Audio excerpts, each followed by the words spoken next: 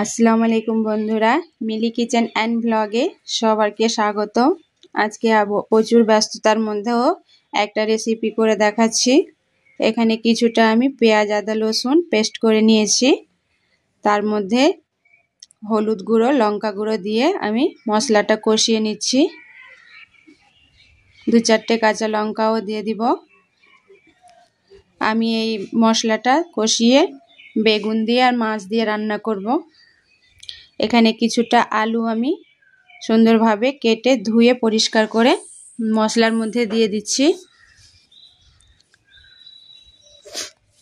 আলুটা খুব সুন্দরভাবে কষিয়ে নিব। এই মাছগুলো দিয়ে বেগুন রান্না করব।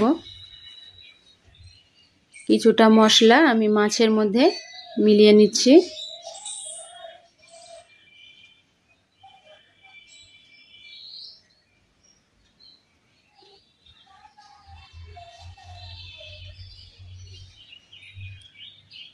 আলুটাও সুন্দরভাবে কষানো হয়ে গেছে। এখন এর মধ্যে আমি কেটে ধুয়ে রাখা বেগুনগুলো দিয়ে দিব। অল্প কিছুক্ষণ নাড়াচাড়া করে আমি জল দিয়ে দিব।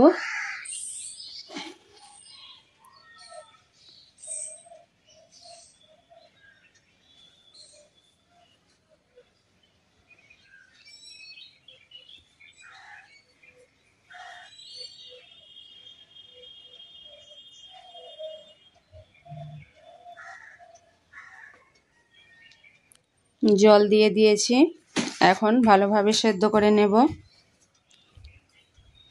আর হ্যাঁ বন্ধুরা, আমি এখানে ভিডিও শর্ট যেটাই করি আমি এইভাবে লাইটটা ফিটিং করে নিই, যেহেতু রিং লাইটের কোনো ব্যবস্থা নেই। ঢাকা দিয়ে সুন্দরভাবে সেদ্ধ করে নিচ্ছি।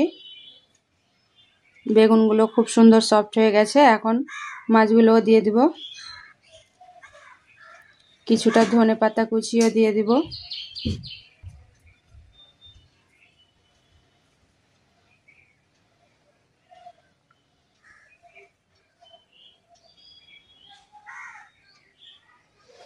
এইভাবে পুরো রেসিপিটা শেষ করলাম। ধন্যবাদ বন্ধুরা।